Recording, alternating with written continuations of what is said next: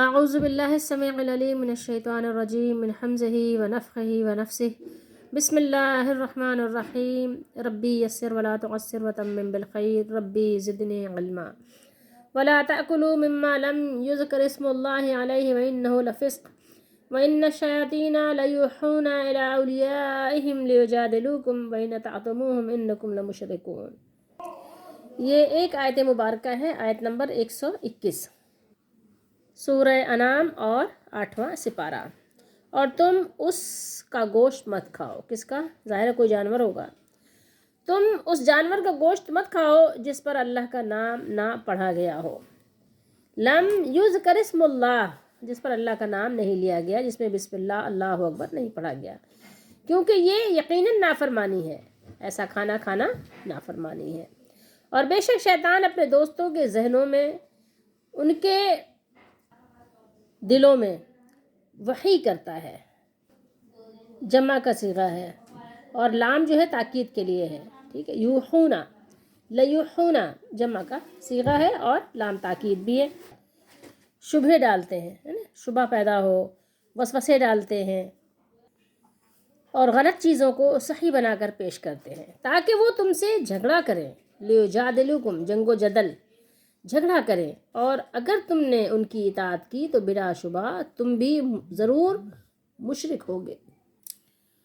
اور یہاں پر یہ احمد رضا کا ترجمہ بھی دیکھ لیجئے، اور بے شک شیطان اپنے دوستوں کے دلوں میں ڈالتے ہیں، لیوحونا ضرور ڈالتے ہیں، ضرور وہ وحی کرتے ہیں کہ تم سے جھگڑیں، تاکہ وہ تم سے جھگڑا کریں، جھگڑیں۔ جیسا کہ آپ نے دیکھا ہوگا کہ قرآن و حدیث کی دلیل پیش کرنے والوں سے وہ لوگ جھگڑا کرتے ہیں جو مزاروں پہ طرح طرح کے شرک کر رہے ہوتے ہیں، وہ جھگڑا کریں، تو یہ سب شیطانی باتیں ہوتی ہیں۔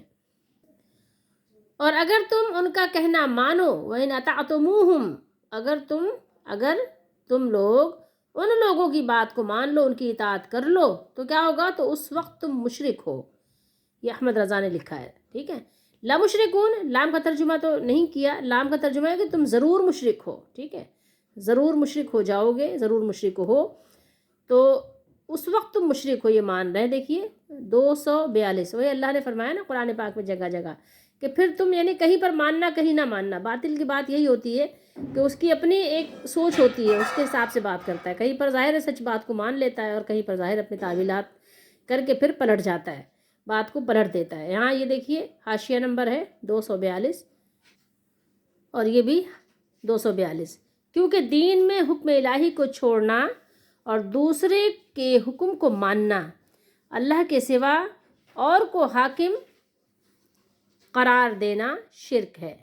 یہ دیکھیے آپ نے کہ اللہ کے سوا یعنی کسی کا حکم نہیں چلے گا، اللہ کے سوا اگر آپ نے کسی اور کے حکم کو ترجیح دے دی تو کیا ہو گیا؟ یہ سب نے تسلیم کیا شرک ہے۔ اگرچہ لوگ اس بات کو سمجھ نہیں پاتے، لیکن یہ ہے کہ دیکھیں کہیں نہ کہیں بہرحال آ کے حق انسان لکھ ہی دیتا ہے اور منہ سے نکل ہی جاتا ہے۔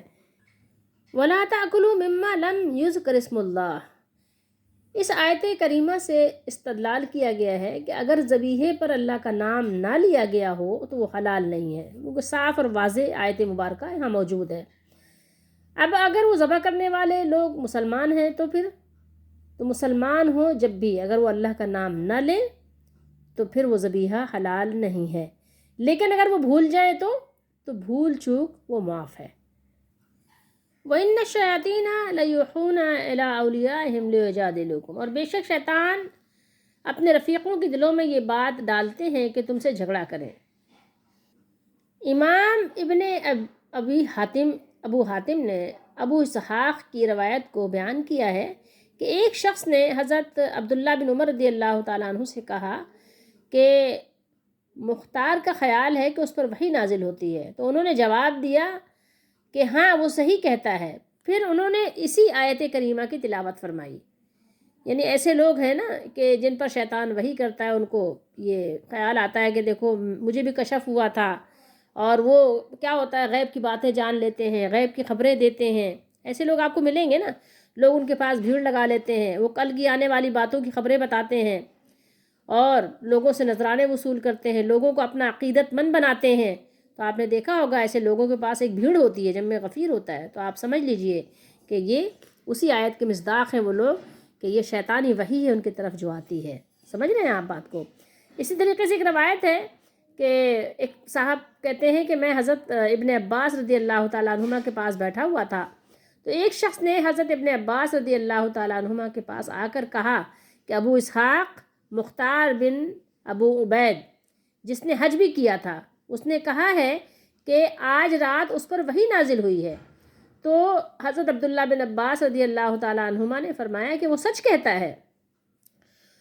تو سوال کرنے والوں کو اس پر تعجب ہوا، مجھے اس بات سے تعجب ہوا اور میں نے عرض کیا کہ اے ابن عباس رضی اللہ تعالیٰ عنہما، آپ بھی فرماتے ہیں کہ اس نے سچ کہا ہے؟ انہوں نے فرمایا ہاں، اس لیے کہ وحی کی دو قسمیں ہیں. نمبر ایک اللہ کی طرف سے وحی جو نبیوں پر آتی ہے، رسولوں پر آتی ہے، اور نمبر دو شیطان کی طرف سے وحی. اللہ تعالیٰ اپنے پیغمبر حضرت محمد صلی اللہ تعالیٰ علیہ وآلہ وسلم کی طرف وحی بھیجتے ہیں اور شیطان اپنے رفیقوں کی طرف وحی بھیجتا ہے. پھر انہوں نے بھی اسی آیت کریمہ کی تلاوت فرمائی وَإِنَّ الشَّيَاطِينَ لَيُوحُونَ إِلَىٰ أَوْلِيَائِهِمْ.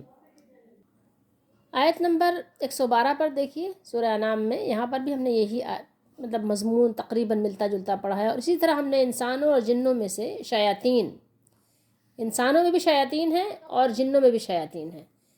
انسانی شیاطین مطلب آپ کہہ سکتے ہیں، لیکن یہ زیادہ خطرناک ہے کیونکہ یہ بہت زیادہ پریشان کرنے والے ہیں. جنوں کے شیاطین بھی کچھ کم نہیں ہیں، لیکن انسانی شیطان ایسے ہیں کہ دو افراد بھی ایک جگہ رہ نہیں سکتے. تو انسان بھی کچھ کم نہیں ہے شریر، یہ آپ یاد رکھیے گا، ذہن میں رکھیے گا. ہر نبی کے دشمن بنایا اللہ نے، ٹھیک ہے، یہ اللہ کی سنت رہی ہے. ان میں سے ہر ایک دوسرے کے کان میں چکنی چپڑی باتیں ڈالتا رہتا ہے.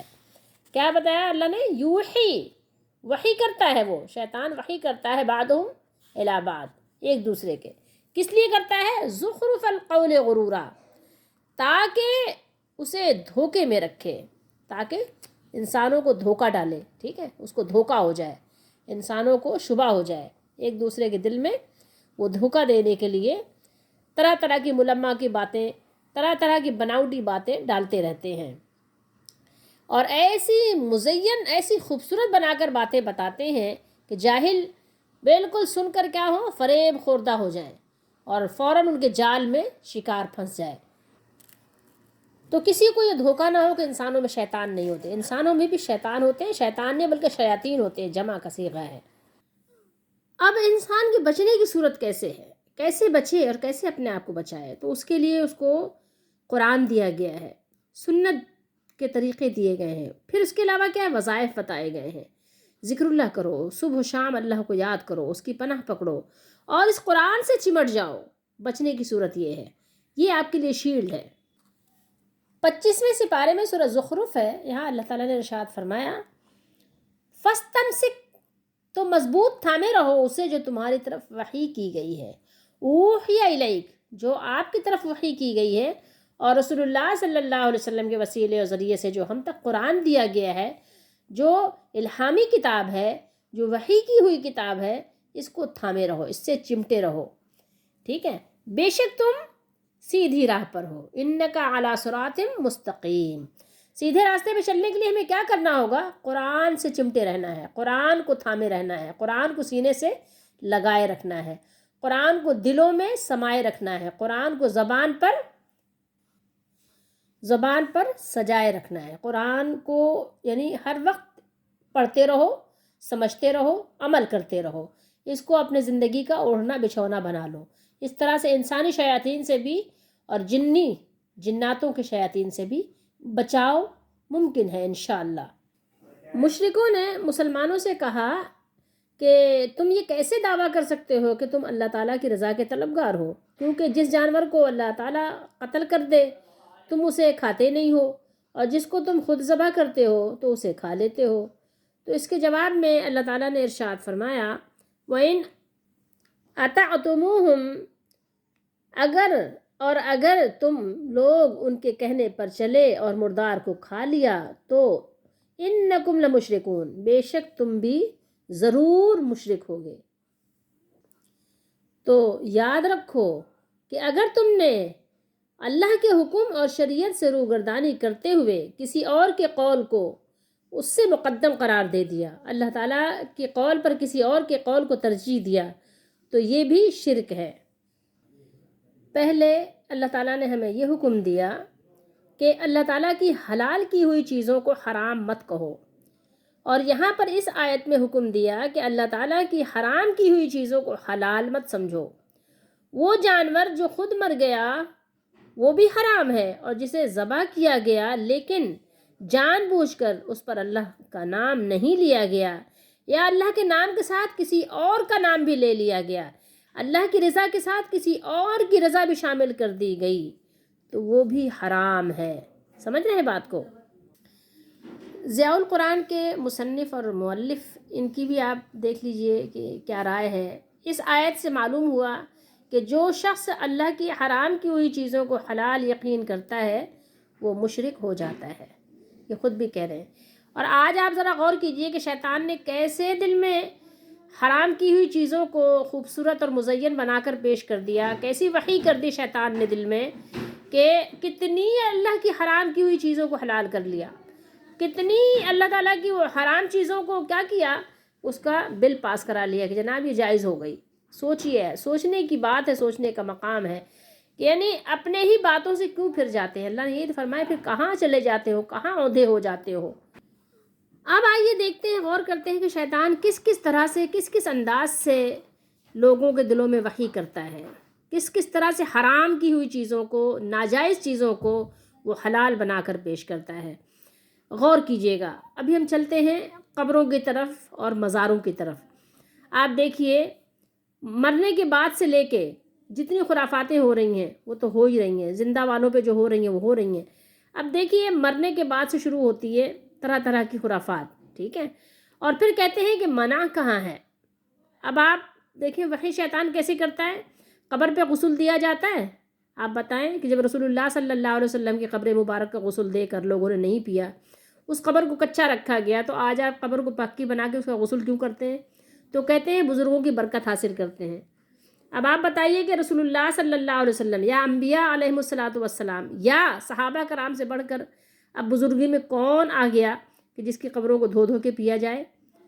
پھر اس کے علاوہ یہی نہیں، یہاں تک بس نہیں ہے، منتیں مانتے ہیں، دیغیں چڑھاتے ہیں، اور اس کے نام پر کیا کیا کرتے ہیں، اور کتنی طرح کی چادریں چڑھاتے ہیں، اور سب چیزوں کو برکت والا سمجھتے ہیں۔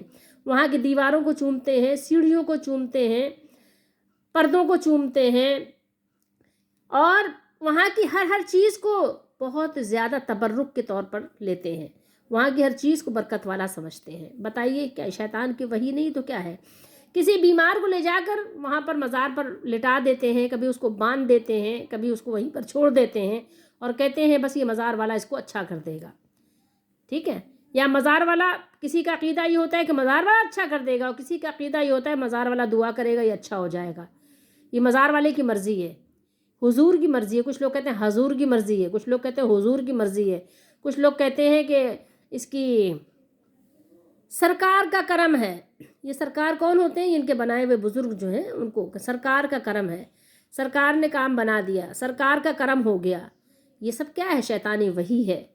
جب اللہ کے رسول صلی اللہ علیہ وسلم نے ایسی چیزوں کو منع کر دیا، آپ کون ہوتے ہو پھر اس کو جائز کرنے والے، اس کا جواز نکالنے والے کون ہوتے ہو؟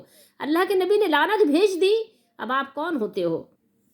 اب آئیے حدیث شریف دیکھیے، مسلم شریف ہے، رسول اللہ صلی اللہ تعالیٰ علیہ وآلہ وسلم کا بیان دیکھیے کہ آپ کیا بیان کرتے ہیں اور شیطان کی وحی کیا ہے۔ ام المومنین ام عائشہ صدیقہ رضی اللہ تعالیٰ عنہ نے بیان کیا کہ ام حبیبہ، یہ بھی رسول اللہ صلی اللہ علیہ وسلم کی زوج محترمہ ہے، اور ام سلمہ، یعنی کہنا چاہیے امہات المومنین نے رسول اللہ صلی اللہ علیہ وآلہ وسلم سے ایک گرجا کا ذکر کیا جس کو انہوں نے حبشہ میں دیکھا تھا۔ اس میں تصویریں لگی تھیں، آج بھی آپ دیکھ لیں تصویروں کی پوجا ہو رہی ہے، اگر آپ کو یقین نہ آئے تو آپ دیکھ لیجئے گا۔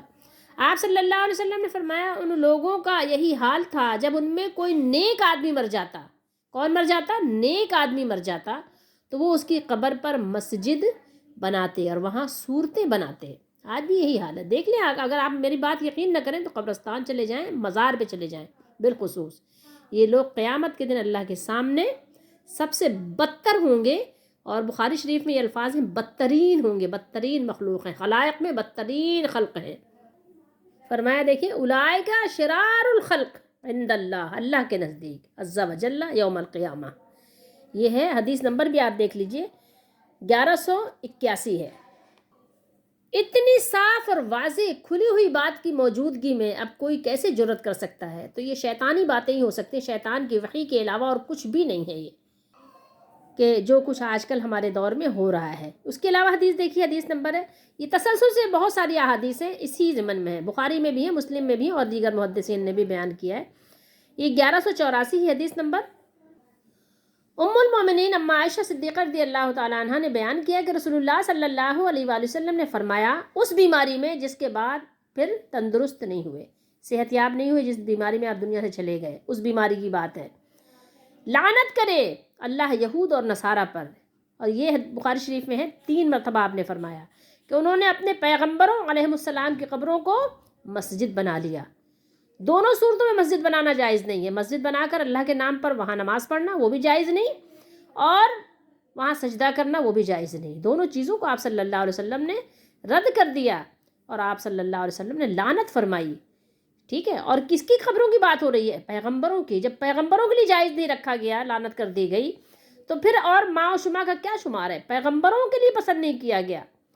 تو ام المومنین اما عائشہ صدیقہ رضی اللہ تعالیٰ عنہ نے کہا کہ اگر رسول اللہ صلی اللہ علیہ وآلہ وسلم کو اس بات کا خیال نہ ہوتا کہ آپ صلی اللہ علیہ وسلم کی قبر کھلی جگہ میں ہوتی، حجرے میں نہ ہوتی، تو یعنی آپ صلی اللہ علیہ وسلم اس بات سے ڈرے کہ کہیں امت جو ہے آپ صلی اللہ علیہ وسلم کی قبر پر یعنی یہی حرکتیں نہ کرنے لگ جائے، سجدہ کرنے لگ جائے، مسجد نہ بنا لے، تو اس لیے آپ صلی اللہ علیہ وسلم کے لیے کس جگہ مزار بنانے کو پسند کیا گیا؟ حجرے میں، تاکہ وہ چاروں طرف سے بند کر دی گئی۔ جب مسجد پھیلی، مسجد کی وسعت ہوئی اور وہ حجرہ مسجد کے اندر داخل ہو گیا، تو چاروں طرف اس کو کور کر دیا تھا صحابہ کرام اور تابعین بزرگوں نے، پتہ ہے آپ کو۔ مگر آپ ڈرے کہ کہیں لوگ آپ کی قبر کو مسجد نہ بنا لیں، اس وجہ سے آپ کی قبر جو ہے عام جگہ پہ نہیں ہے، ورنہ لوگ وہاں پہ بھی وہی تماشے کرتے۔ اور آپ صلی اللہ علیہ وسلم نے بالخصوص دعا فرمائی کہ اللہ میری قبر کو بت نہ بنائیے گا، اور اللہ تعالیٰ نے دیکھیں آج تک آپ صلی اللہ علیہ وسلم کے دعا کو قبول فرمایا۔ ورنہ نبی سے بڑھ کر کس کی قبر، کس کا مزار ہو سکتا ہے بتائیے؟ جب وہاں نہیں ہے تو باقی جگہوں پہ اگر کچھ ہو رہا ہے تو وہ سب شیطان کی وحی ہے۔ حدیث نمبر 1185، اس پہ بھی دیکھ لیجئے اللہ کے نبی نے کیا فرمایا، قاتل اللہ الیہود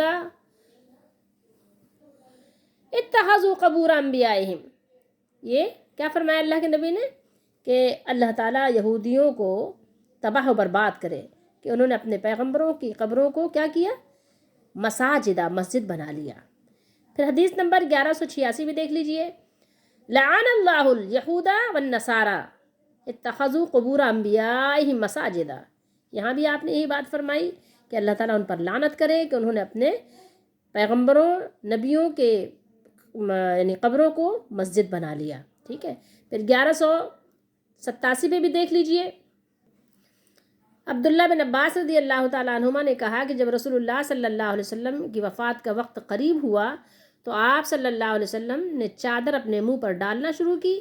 جب آپ صلی اللہ علیہ وسلم گھبراتے تو چادر کو منہ پر سے ہٹاتے، یعنی جیسے ہوتا ہے نا آپ کو کہ ایک گھبراہٹ سی ہوتی ہے، بے چینی سی، تو ایک ظاہر ہے آپ کو پتہ ہے کہ جب دنیا سے انسان جاتا ہے تو اس کی بھی ایک گھبراہٹ ہوتی ہے۔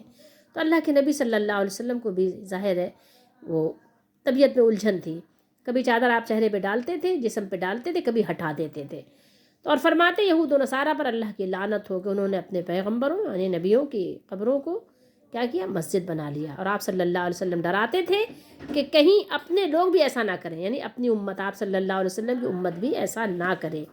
تو آپ دیکھیے جگہ جگہ یہ آپ کو حدیث ملے گی، لعنت اللہ علی الیہود والنصارى اتخذوا قبور انبیائہم مساجدہ۔ حدیث نمبر 1188 ہے، یہ بھی سب مسلم شریف ہیں، ساری مسلم شریف کی حدیث شریف ہیں، اور بخاری میں بھی ہے، اور دیگر محدثین نے بے شمار جگہ اس کو بیان کیا ہے۔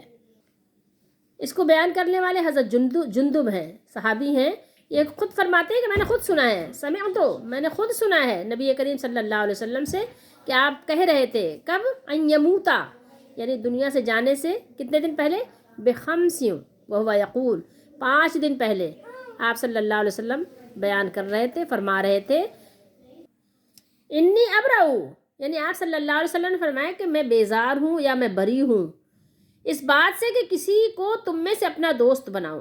دوست کون سا؟ گہرا دوست، جو تعلق اللہ سے ہوتا ہے اس طرح کا تعلق یا اس جیسا تعلق یا اس سے ملتا جلتا تعلق یعنی کسی سے رکھوں تو اللہ کے نبی نے فرمایا کہ میں اس سے بری ہوں، ٹھیک ہے، سوا اللہ کے، کیونکہ اللہ نے مجھے دوست بنایا ہے جیسے ابراہیم علیہ السلام کو دوست بنایا تھا، اور جو میں اپنی امت میں سے کسی کو دوست بنانے والا ہوتا تو ابو بکر کو دوست بناتا۔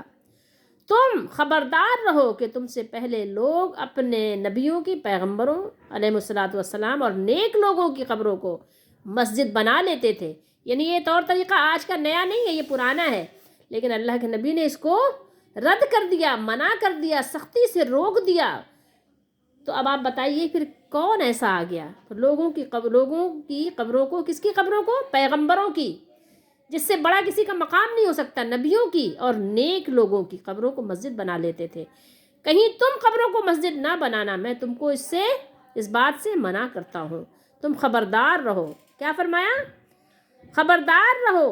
الا وَإِنَّ مَنْ كَانَ قَبْلَكُمْ كَانُوا يَتَّخِذُونَ قُبُورَ أَنْبِيَائِهِمْ وَصَالِحِيهِمْ مساجدا الا فلا تتخذوا القبور مساجدا انی انہاکم عن ذلک، میں تم کو منع کرتا ہوں اس کام سے۔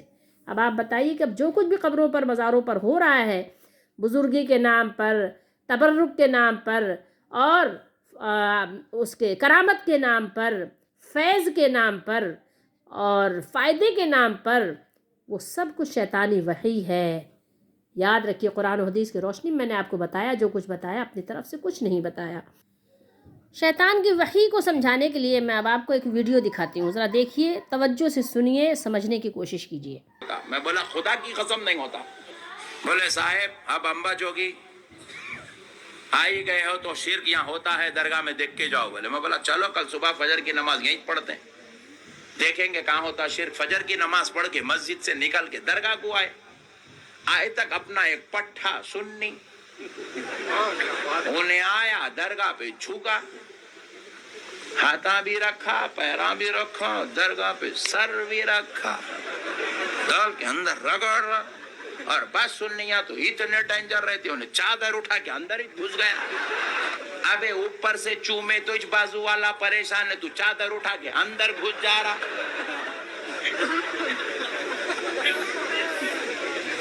نہیں، اور پھر بعض لوگ تو اور خطرناک رہتے، وہ درگاہ کی وہ لگا کے چادر کے اندر ہاتھ ڈال کے درگاہ کو رگڑتا، رگڑ کے نکال کے یہاں لگا لے رہا، یہاں لگا لے رہا، یہاں لگا لے رہا۔ آبے حولے، تو ہاتھ لگایا تو نے مر جا رہا، تو کیا کیا کچھ لگا لے رہا۔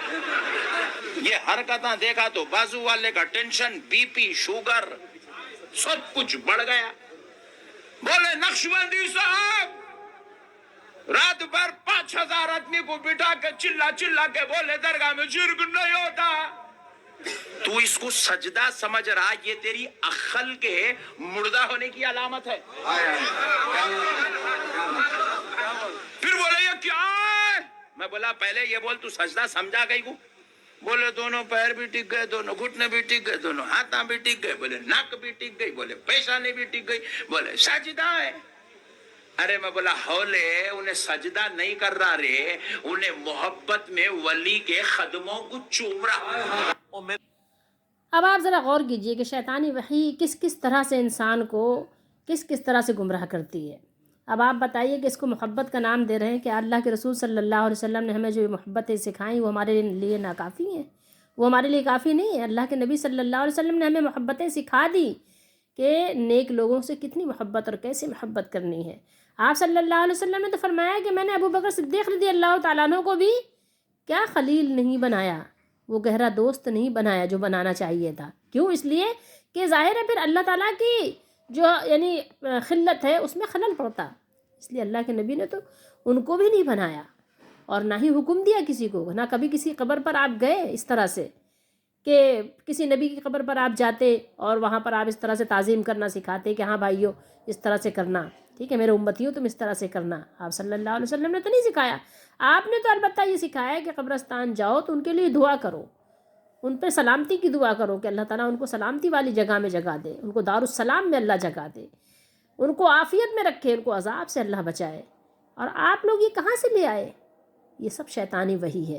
اللہ تعالی ہم سب کو شیطانی وحی سے بچنے کی توفیق دے، اور ہم سب کو قرآن و سنت کے مطابق، رسول اللہ صلی اللہ علیہ وسلم کے بیان کے مطابق سمجھنے کی توفیق دے۔ اگر ایسی برکتیں حاصل کرنا ہوتی تو سب سے پہلے صحابہ کرام نے یہ عمل رسول اللہ صلی اللہ علیہ وسلم کے مزار پر کیا ہوتا، یا صحابہ کرام نے ابو بکر صدیق رضی اللہ تعالیٰ عنہ کے مزار پر کیا ہوتا۔ اس طرح سے کرنا جیسا کہ یہ لوگ سمجھتے ہیں، بتاتے ہیں، صرف اور صرف شیطانی وحی ہے۔ اللہ تعالیٰ ہم سب کو شیطانی وحی سے بچنے کی توفیق دے، اور انسان نما شیطان بننے سے بھی اللہ تعالیٰ ہم سب کو بچائے۔